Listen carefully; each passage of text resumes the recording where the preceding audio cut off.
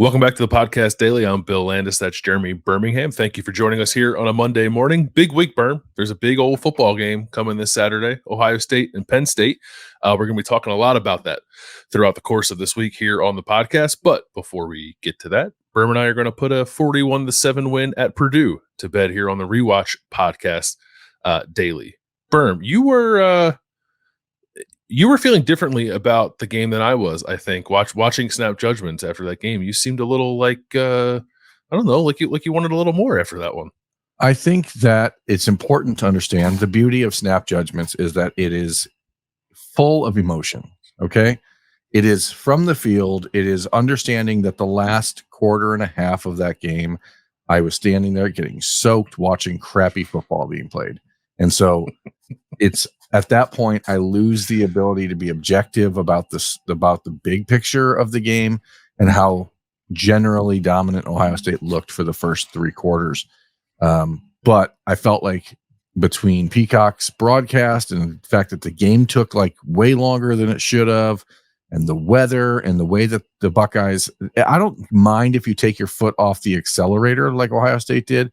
I mind that when you take your foot off the accelerator, you start doing this with the wheel and start like running over the center line and hitting the guardrails. Like that's where I'm like, okay, that's different to me than taking your foot off the accelerator. And I think maybe with an offense that is relatively inexperienced still, from as far as the main players playing a lot of football, and they really haven't to this point. I don't think that it's good to take the foot off the accelerator. I think if you got your guys out there, go for it. And so it was just, I was a little annoyed in the last 18 minutes of how things went, because it's just like, why are you here if you're not going out there and actually running your offense and, doing the stuff you should do? Yeah, I think that's actually a good point. And one that it was a miserable second half of football, just like kind of boring. And you were out there in the elements and not, I was in my warm, toasty office watching it. So we experienced it differently. So I respect that. But two, Ohio State definitely did just sort of like, I think, pack it in a little bit once it scored that first touchdown on the second drive or in the first possession of the second half. It was like, okay, we're up by enough now. Let's not press this. But up until that point, I'm going to tell you, Bill, I was walking behind the bench after one of Ohio State's defensive stops in the third quarter, and a pair of starters on the defense were like, okay, that's game's over. And it was like, man, like it's 7 minutes to go in the third quarter, like we don't, like, you still have to stay mentally involved. Yeah. Well, I mean, but it's also, it's not uncommon, I think, for college age football players to feel that way, particularly when you are on the road and the weather is miserable. So I'm not making too much of that, really. I don't really think that means anything other than it was annoying, I'm sure, for you to have to be rained on while you watched that. Yeah. But bottom line, I came around towards the end of snap judgments. I want to be clear. I did say, this is it. It's not a game people are going to look at and go, that's the end of everything. But, I think that you can find ways to critique what Ohio State's doing because you are comparing them against a national championship standard. And that's the bottom line, because someone once said that. All right. Let's do what we normally do on this here episode of the Daily and go position by position. Let's start with the quarterback play. I guess it's two guys this week. It's Kyle McCord and Devin Brown. What you think? I don't know.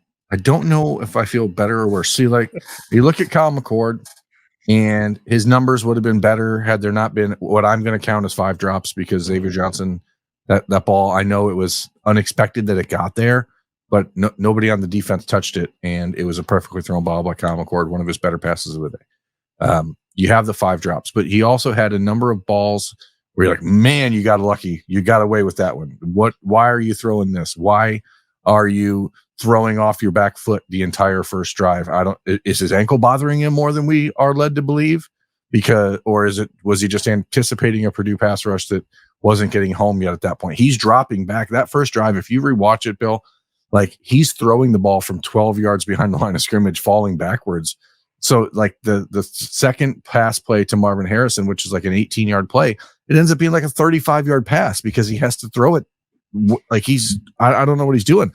The touchdown pass to Marvin Harrison on the first drive of the game if you're playing against a defensive back or a cornerback that has any sort of closing speed or any sort of sense of where the ball is, it's probably going back 100 yards the other way. And like you see some of those throws, but then, he hits Stover on a really nice back shoulder throw later in the first quarter that he just does a lot. It's just very inconsistent still. And I think that's to be expected in a guy making his 6th career start with an offensive line that is still trying to feel itself out. I don't want to harp too much on the what PFF would call the playoff or the turnover worthy plays, but multiple times in this game, multiple times every week so far, there's been guys who drop interceptions that Kyle McCord throws right to them. And eventually that's going to catch up to you when you're playing against better competition. So again, like I'm trying to measure it against national championship standard while also understanding that this is a kid who's still figuring it out. I think I only have one note about Devin Brown. And it's the second time this year he's made that sort of unbelievably beautiful deep shot down the sideline. He had the first one to Carnell Tate for a touchdown against Youngstown State. When Devin Brown has a clean pocket and a chance to just set and throw in rhythm, like you can see why that competition was close throughout the spring and fall. I think the difference between the two guys is when they get sped up, and that's where Kyle McCord's calmness elevates him, I think. But I do have some just overall concerns about why the mechanical part of McCord looked so off for the most part on Saturday. I think that's a question worth asking Ryan Day when we talked to him on Tuesday. My read on that was that Purdue blitzed a lot, and they blitzed like almost 80% of the time. On 80% of his dropbacks was like 78 point something percent, I think. And it did seem like he was anticipating that at times. And like so like if that's the case, I don't know that I have much of a problem with it. It was noticeable. Like a lot of his throws were thrown off of his back foot, and a few of them felt like maybe they could have had more zip or been like just a touch more accurate had he not been throwing off of his back foot. But I thought he had a pretty good game. If you are tracking those turnover worthy throws, according to PFF, he had 2 of them in this game, and I think he does have at least 1 in every game, which is not a great trend. That's turnover worthy throws, but he's also fumbled in every game and had an intentional grounding in every game that could have 2 different times. I don't know why that's happening. No. Happy birthday. You know what's so here's a funny story about technology. I think because my computer, I'm using my phone as my camera, of course, like we do. And I think that FaceTime is using some sort of new reaction thing where if you make certain hand gestures, things happen. And apparently doing this caused balloons to go. Neat. For those of you listening to this on podcasts, be glad you missed it. Or jealous. There's the fumbles, there's the intentional groundings that have been overturned and multiple times that were ruled as fumbles. Like there's those things where you just gotta clean it up. I like what you see out of Kyle McCord 75% of the time, but the 25% when he does speed himself up or when he does start to feel a little frazzled, like you can see that there's an opportunity there against a good defense to really make him pay. Yeah, I think that's all fair. I thought the throw to Cade, the back shoulder throw, was a really good throw, maybe his best throw of the day. The ball down the seam to Carnell Tate was like an easy throw, but like he ripped it, and it was a good display of his arm strength. For me, I have that one listed as his best throw of the day because that was the one time where you got to really see him plant his feet and drive the ball, and that was a laser beam throw. I'm still not sure how Carnell Tate didn't score on it because it seemed like he just decided I'm just going to get tackled. Yeah, he put both arms around the ball when there was like nobody within 2 yards of him. Yeah. Brian Hartline, like after the play, like went over to him, was like, "Why are you stopping?" Yeah, I think he could have split those defenders and certainly got more yardage than he got. But he's a freshman. We'll let him slide. 64-yard play or something, and I'm not complaining. A beautiful throw and great. That maybe the best ball he's thrown all year, as far as just being in rhythm and in time and in the guy's route. So good ball. Yeah, I liked that Kyle ran it on that one keeper. I like the QB sneak. Certainly like Devin's running of the ball. This the fumble was bad, but that was like I don't think that was a case of Devin being loose to the ball. That was like a guy like perfectly hit him with his helmet on the ball, and sometimes that happens. Yeah. I like the red zone package. And a bad bounce because how does Down Hayden not recover that? Yeah. Football? Yeah, right. So that's a little weird there. Don't really hold that against him. The one thing I guess I'll say about the quarterback play before we move on is I feel like the delay of game penalties. I don't know what the problem is, but my read from Ryan Day is that he wants Kyle McCord to operate with a little more urgency. Because at one point I was playing amateur lip reader, and it sounded like he said like I don't know if he said like why is he or why are we so effing casual? Is what I saw. Yeah, I saw another one that said snap the effing ball. yeah. So somewhere in between that. And Austin and I were trying to figure this out on the car ride back, and it's like Ryan Day, right before the delay game in the second quarter on McCord that allowed Purdue to get the ball back, and after the holding penalty on Josh Simmons, which I don't know that was really a holding penalty, but whatever. Yeah. It seemed like Ryan Day was very, very mad at Tony Alford and Justin Fry for things. And I wonder if that was slowing him down getting the play in, like, or if Kyle McCord is just being too casual. I think there was some, and when I say this, I'm not really trying to pin it on any one player, but like they didn't come into that game, I think, with the plan of like rotating Dallin Hayden and Xavier Johnson a lot. And it did feel like there were a couple of times where they were trying to figure out which of those two should be in the game. And then for Xavier, especially because like he's a receiver, and from what we've been told, actually doesn't do a whole lot of stuff with the running backs. He's like mostly a receiver. He was like having trouble figuring out which side of the formation he had to be on, like which side of Kyle McCord he had to be on. And I think they got a delay game penalty one time because of that. So, which is like, that is at least I think somewhat understandable. But yeah, Ryan Day definitely got after Tony Alford. And I couldn't tell if he was going after Justin Fry or the signalers in general. But yeah, he was like marching down the sideline. You could like see him in the screen if you're watching the game, like stomping his feet and throwing his hands around because he's mad they got another delay game penalty.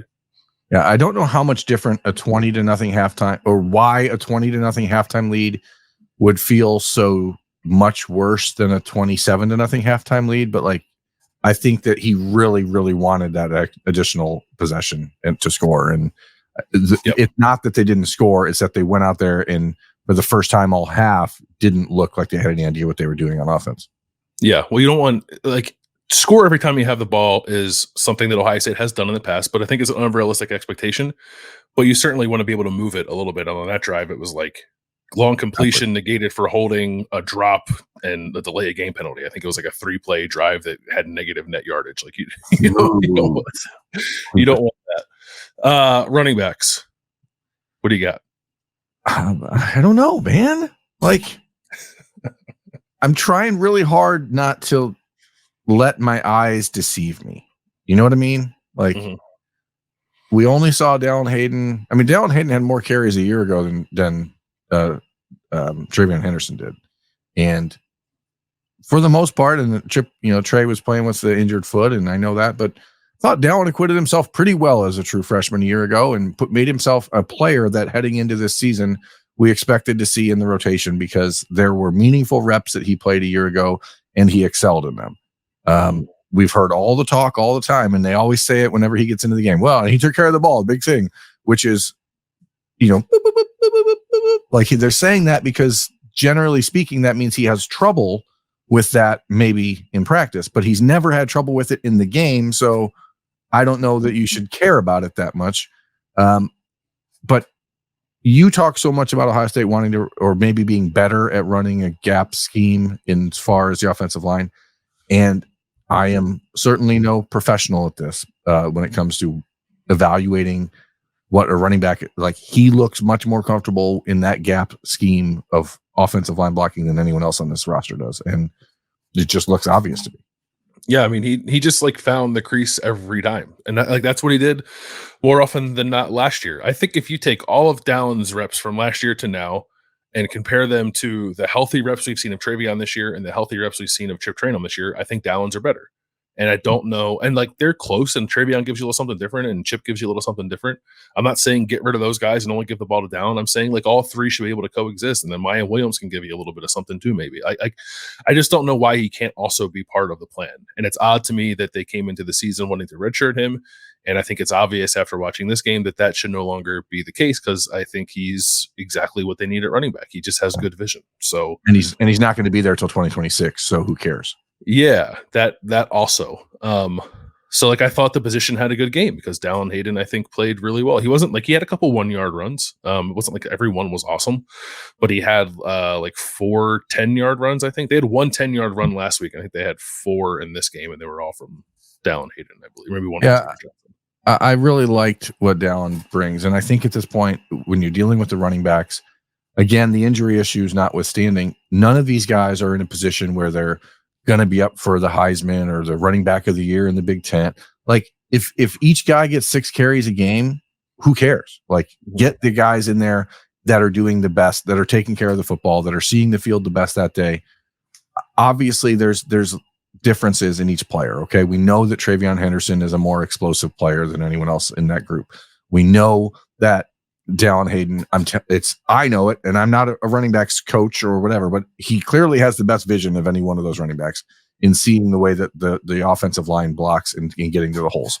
That's probably because he grew up in a family full of running backs, and his dad's a former NFL running back, and like you learn this stuff. Okay, it's not like it's all instinct, but then the instinct to just find a way to get to that crease or to get 3 yards out of a 1-yard play as opposed to getting 1 yard out of a 3-yard play, which is, I think, what Dallin does the best. Chip, I like a lot of what Chip does. Like, I think there's a role for him, and I think there's a role for Mayan too, inside of the 15 or 20 yard line. Get him down there. Dallin obviously needs to get better at pass pro and doing all the other little things that are involved in being on the field, but you're trying to win a national championship, play the best damn players. Like, there is no excuse at Ohio State to say, well, we're going to think ahead here. And in 2026, in case this guy's not going to be there. So why are you worried about that?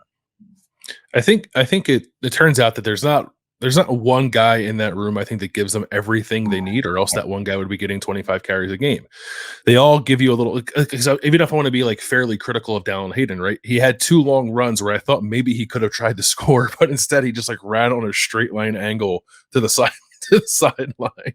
Like once he got through the first level and second level, he's like, all right, I'm here. I'm just going to keep going straight until I can't run anymore or someone hits me. And I think like Travion Henderson or even maybe Chip Traynor might try to make somebody miss. Yeah, or they run square by their shoulders somebody up and try to score. Yeah, yeah. like Dallin at the second level, like probably needs to add that to his game a little bit, which is fine. He's a sophomore and hasn't played a ton, even though we like what he's done in his body of work. But I think you want the guy who's like going to get you 5 and 6 regularly, and that looks. I don't know. It's hard, right? Because Purdue's run defense is bad. I think that is an important part of this discussion.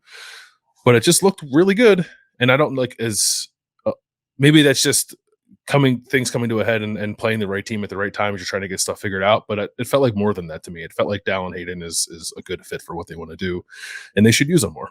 Yeah, I'm trying not to be a slave to the moment, but it seems different to me when he's running the ball, and that's not just this week. It's not just because it was Purdue. It was different last year. So that is the thing to me. Like I don't have a personal investment in any one of these players getting more carries. I just think it looks like the offense has a better flow to it when he's in there because, as I said, I feel like a lot of times the Ohio State running backs are really good at getting 1 yard where 3 yards is available, and Dallin is good at getting 3 where 1 is, and that's what I want. Yep. Good job by Xavier Johnson stepping up into a role he probably was not prepared to take on. I would like to see them do some of the stuff that they were doing with him with Travion Henderson whenever Travion gets back, because I think that could be fun. I like the way that they had at times like the running back Dallin or Chip in the backfield, and then they would motion Xavier into that spot and move that guy. It felt to me like more what the Niners do with like Deebo Samuel, where you just get a guy moving all around, and it forces the defense to just pay attention to a lot of different things. And I thought that was really good. Xavier Johnson, Austin's made a really good point about this the last couple weeks. He does not need to be a gadget player. Like, you can just get him the football any way you can, and he's going to get you yards. He's a really, really efficient runner with the ball. And I think whether it's in the passing game, whether it's in the jet sweep game, whatever it is, I think you can find a way to include him. And if it's in the running game, so be it. Like, who cares? Just move the ball forward. Yep. I think this will encompass the receivers as well, that we'll talk about next, but just like, I thought just generally, this was Ohio State's best game in terms of like game planning some of that like movement you're talking about, just like getting guys in space, using motion as a weapon. They had the play where they like faked the run in a sweep with Xavier Johnson, and then like Kyle McCord pulled it and like ran a little play onto the flat and threw it to Xavier for 21 yards. I thought that was awesome. A couple plays where they would motion Marvin to the backfield and then have him return to where he came from to get in space. Those were awesome. They both hit twice for big gains. So I hope that wasn't. They had Marvin on the touchdown that he dropped. Doing that almost felt similar to the OKJ Hill play where and he was open. Kyle needed to throw that ball sooner, and it ends up being a drop on Marv, but Kyle needs to trust that he can get to the corner there and throw it a little sooner. I did put in my notes the second one, 14-29, a second half. So this is the second play of the half, really the play designed for Xavier Johnson, where it almost looked like setting up for a flea flicker down the road. I don't know if you noticed the motion guy to the right, like stopped and then turned around and it almost looked like I did see that. Yeah, I'm wondering if that's setting something up down the road. But that was a similar play design to the Stover touchdown in the red zone. So you can do a lot of different things. This team is so talented, and it's what drives me crazy is that I watch Washington State and Cam Ward, or you watch LSU with Jaden Daniels, and they're just doing a lot of different things. And I think sometimes Ohio State, like, it's not being cute to do that stuff. It's like just using your weapons and saying, you can't just line up and know what we're going to do. And when you have Marvin Harrison, when you have guys like Carnell Tate and Brandon Ennis coming up and Emeka Buka when he's healthy, like, move these guys around, get people confused. And I think sometimes, like, I'm back and forth between Ohio State being too cute at times and being too just plain at times. But like, they're too cute in the red zone and they're too plain all the other time. Yeah, that's probably the right analysis of it. I hope, like, because we've seen Ryan Day and whoever else is involved in the offensive brain trust at a given time do stuff like this before, like, mostly as a changeup, mostly as tendency breakers, mostly as things to get on film for like a big opponent coming up. And obviously they have a big one coming up this week against Penn State. I hope this was not that, because like I feel like what I saw against Purdue was like, yeah, that should be, that's the offense. Do that all the time. That's great. I think that works. Yeah, because normally you don't expect Marvin Harrison to drop 3 balls or all the other stuff. So the numbers would have looked a whole lot different probably if you let Kyle get a little bit more of a rhythm in that first half. And he played fine in the first half, don't get me wrong, but like the number, it could have been a 34-0 game at the end of the first half if the receivers had done their part. Yep. Speaking of, I mean, aside from the drops, I thought the receivers are good. I thought they blocked pretty well again on the perimeter. It's just like you get like Julian Fleming's first drop was bad, and then Marvin. I'm not worried about Marvin long term, but it was like weird to see him drop 3 passes I felt like he should have caught. I have a theory that because of the solar eclipse and because of Marvin's extraterrestrial roots, that there was some sort of like mismatch happening between his genetic code and the planetary alignment. And so I think that there's something that went wrong there. I just maybe like he's powered by the sun, and since it wasn't out and then it was blocked out, like maybe that was the problem. I could see that. I didn't consider that. We should ask him about that this week. Yeah, I mean, I'm not gonna stress out about Marv. Like, he comes out this week and drops 3 more balls against Penn State, then I'll be like, well, that is really strange. You know how hard the kid works. Just sometimes you don't see it well. I think sometimes the timing with Kyle is a little bit slower than maybe he thinks it should be. And so the ball doesn't get there when he thinks it's going to be. And so maybe he turns his eyes off from the QB or something. I don't know. But there's clearly, you'd think, or people would expect that because these guys were high school teammates that like they would have perfect timing, but they don't. So. Well, yeah. Well, part of that's probably because in between them being high school teammates and now Marvin Harrison Jr. got to play with like one of the best pure passers who's ever been in college football, and he's expecting something a little different than what he's getting now. I really hope that people change the way they view CJ Stroud's 2 years at Ohio State, at least what he was as a passer. And I know that it's always linked to the records and losing to Michigan and that sort of stuff, but like I do hope people appreciate exactly how good CJ Stroud was at Ohio State, because he might be the best pure passing quarterback to ever play at Ohio State. Yeah, certainly at Ohio State. I think that's right. I don't have anything else from receivers, do you? No. Stover, good job as always. It's crazy how dangerous he is as a passing threat. If he really is. So Brock Bowers got hurt this weekend, and I don't know how serious that is. Obviously, like, he's the engine for the Georgia offense and is probably going to win the Mackey Award. Let's entertain for a second that, like, Brock Bowers might miss a few games or whatever. Like, is Cade Stover in that conversation? Just, like, from pure receiving production alone? Because he's pretty far up there among tight ends. I don't know. I think he, like, has a sneaky better shot numbers at it. than Bowers, doesn't he? Yeah, I think overall he does, yeah. But Bowers has the name recognition, yeah. But Yeah, I mean, Stover plays for Ohio State. You figure people are paying attention. Let's have this conversation in a month. He started this way a year ago too, and then leveled off and didn't really finish the season well. But clearly, the nice thing is that it's clear Kyle McCord trusts him, because there were some throws. Again, the back shoulder one was a tough throw. The touchdown that he threw just over the first one is a ball that I'm confident Kyle McCord doesn't throw 2 weeks ago, and I'm not sure he should have thrown on Saturday. Stover, like, that's a one to me. Like, I don't know if PFF is listing that as a turnover worthy throw, but if Cade Stover doesn't steal the interception away, it's a turnover. So I don't know how they mark that, but he's got really good hands for a kid that is, like, known for being a gritty, get in your face type player. And Cade changes the offense, period. Yeah, Brock Bowers does have better numbers than Cade. Just so we can. How many? Let's hear him. He has 41 catches and Cade has 23. 41? Yeah. He's their entire offense. He has 4 touchdowns as well. Well, Stover has 3. Yeah. Well, and now Cade's getting in the end zone. Bowers had 4 catches for 22 yards, and then I think hurt his ankle. Yeah, and he's off this week. Georgia's off this week, so he gets a little bit of a reprieve. We'll see if it ends up being an issue. Georgia's off every week if you watch them play. That's what it looks like.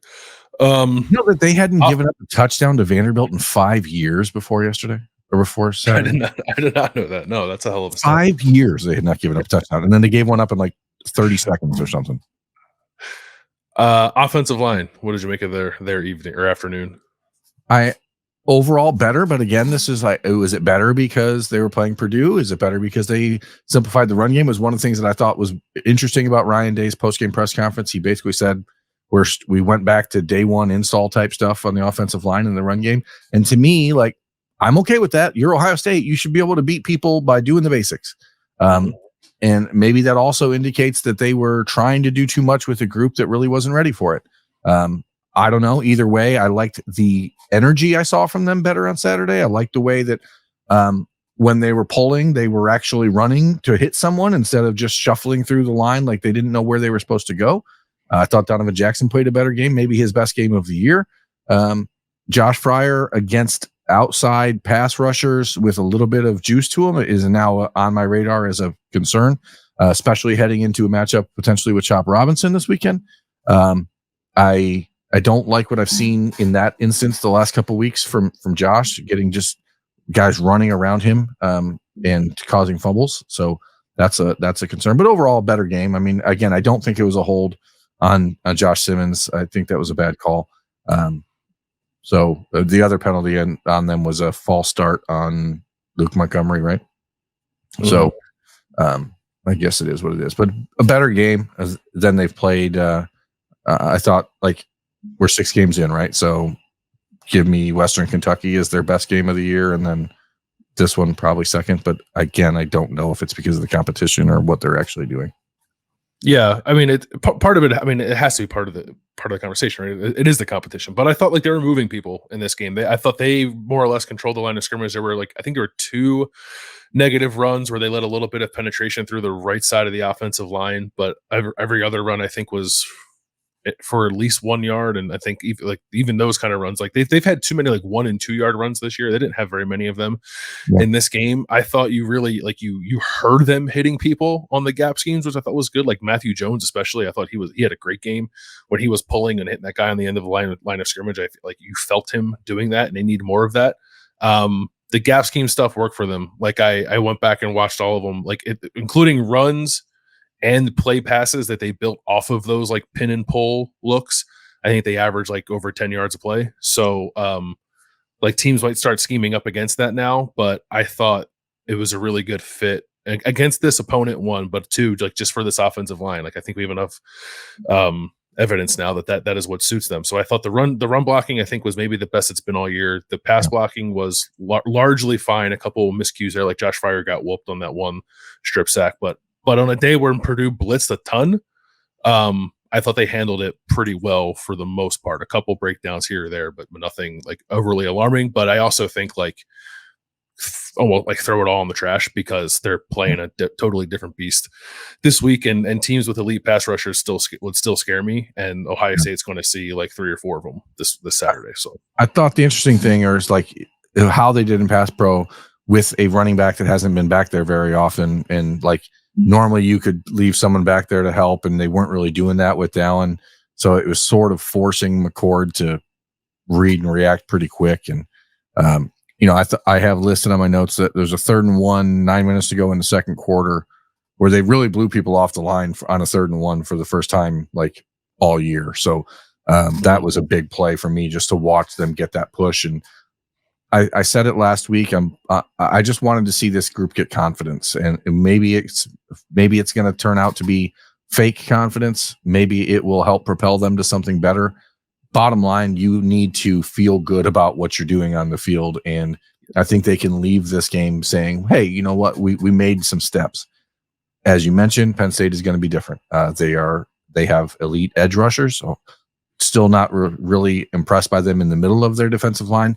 But I know that Manny Diaz is going to blitz the hell out of Ohio State with Abdul Carter and their other linebackers. So the Buckeyes will have to find some way to combat that. I think you could see maybe like a big game for Cade Stover because of that. But generally speaking, plus, feeling better about the offensive line, but still on alert. Yeah, you make a good point about just like confidence, right? I think that does matter. And I also think too, like I don't, like Penn State's defense is excellent. Maybe it's the best defense in the country. I don't know. I don't think we can make that declaration just yet.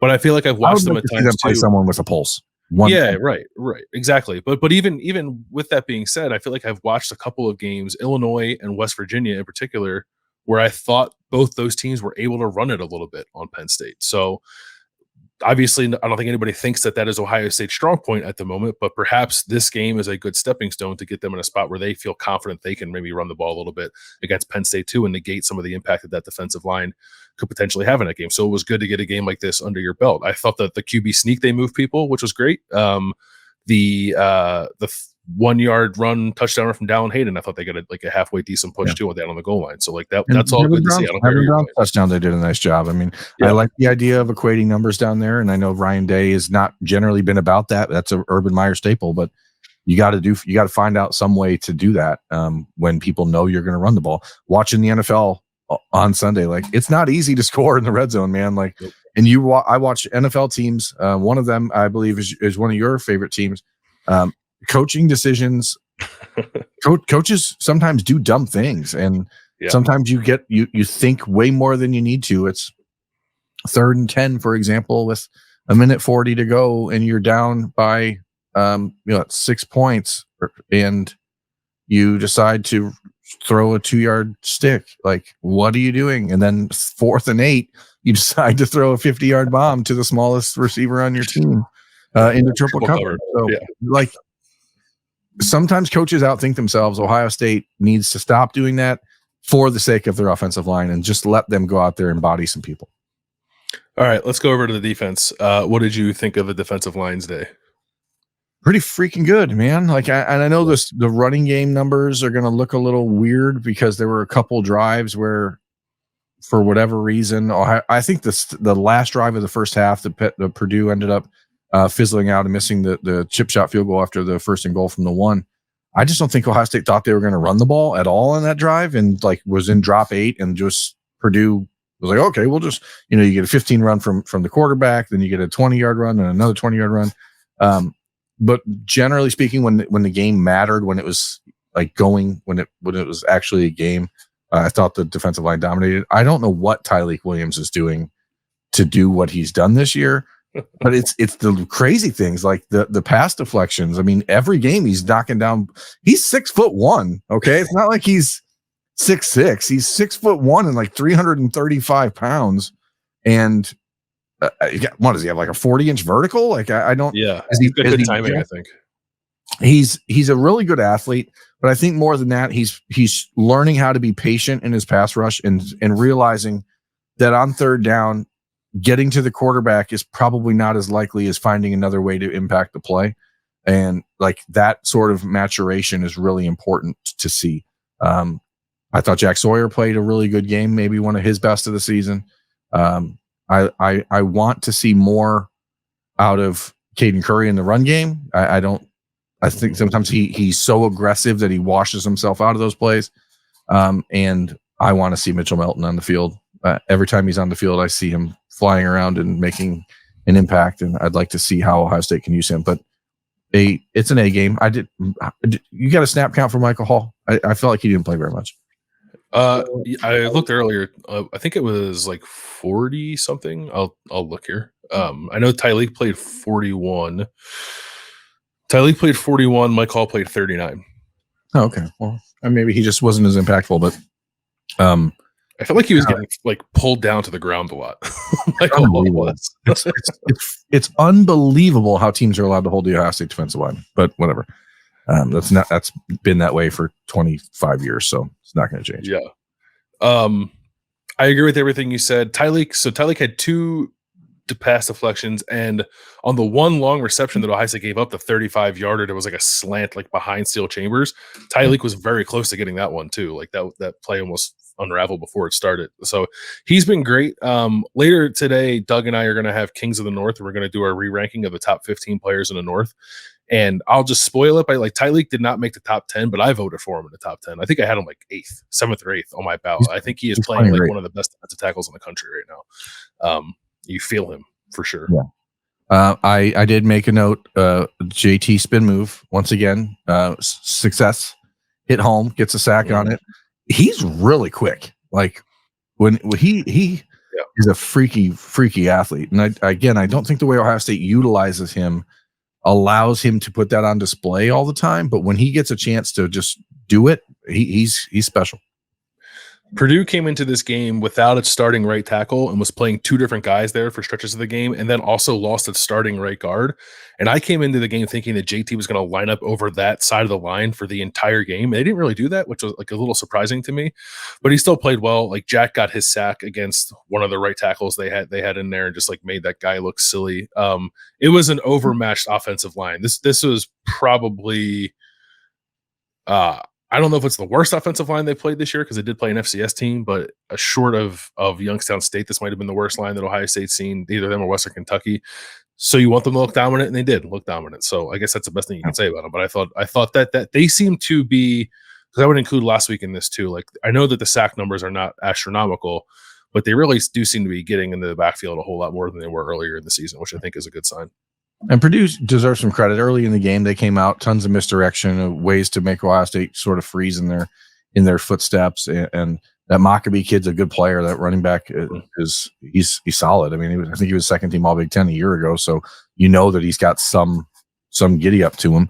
And Hudson Card's a gamer, played really tough. I mean, he was certainly not in a position where he had any opportunity to beat Ohio State, but I did like what I saw out of him. I wouldn't throw him to the trash heap. I think Purdue will be a good program, and kudos to them. Austin mentioned it on Snap Judgments or the Notebook or one of those videos on Saturday, but like they did a really nice job with the stadium and making it feel much more like a Big Ten venue. So it actually wasn't godforsaken awful to be there on Saturday.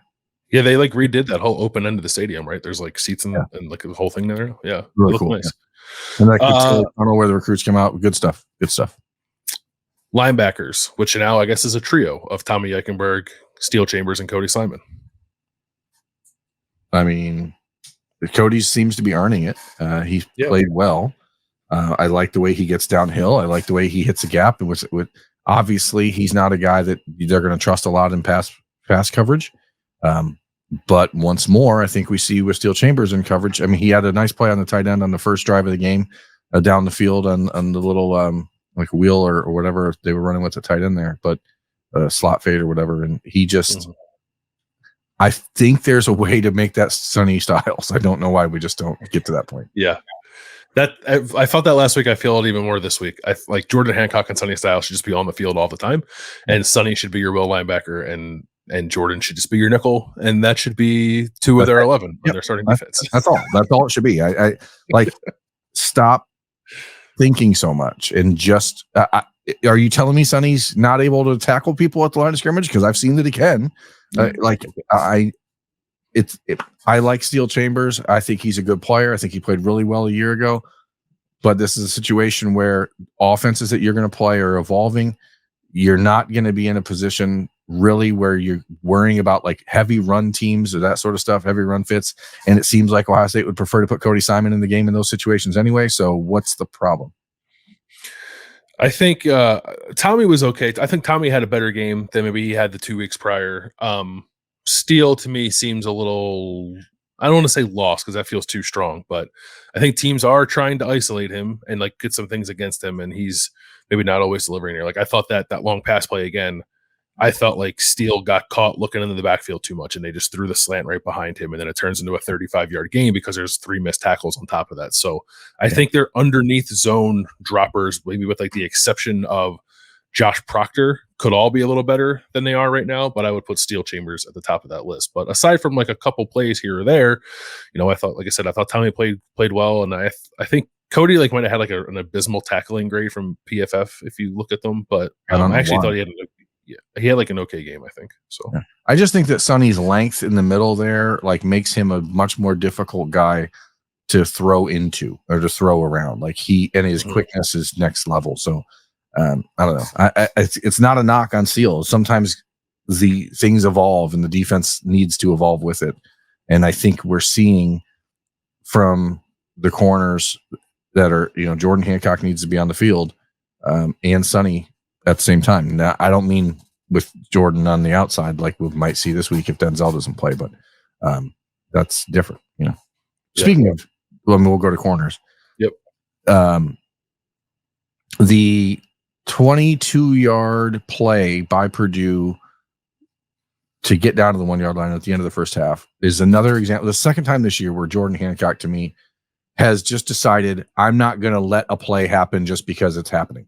Like Ohio State's up 20-0, very easily could have let that guy just saunter into the end zone and busted his ass to get back there, gets the guy down at the 1-yard line, and they don't end up scoring on the drive. Very similar to me of the Western Kentucky game where he gets beat on a route by Blue Smith and then chases him down and causes a fumble. Like those little plays, those effort plays to me are so important for what this Ohio State defense is about. Ryan Day talked post-game about how they never stopped fighting, but that started before they got down to the 1-yard line. And that was Jordan Hancock saying, no, I'm not letting him score just because I could take this play off. Yep. Jordan Hancock had a great play. I think it was on the Purdue's second drive of the game where Ohio State's obviously a nickel and Purdue tries to counter that by like putting one of its receivers in the backfield. So like they're kind of running out of like a 2-back set because I guess the idea is if Sonny's not in the game and Jordan's there in place, if you want to try to run the ball because you think Jordan maybe is not as good or as willing run defender. So they ran right at Jordan Hancock, and Jordan Hancock came flying down the alley and hit the running back at the line of scrimmage and stopped it for no gain. And it was like an awesome tackle. And it was a reminder that like he can play safety all the time if you want him to. He's not just purely like a pass situation like gadget kind of player. He can be an every down nickel, I think, because he is willing to stick his head in there. He is a good tackler. He's a physical player. And that was a great play. Like I thought it was a little bit of like a tone setting play, I thought, for Ohio State's defense, because Purdue thought it had a mismatch and Jordan Hancock said, no, you do not. I'm going to stop you for no gain here.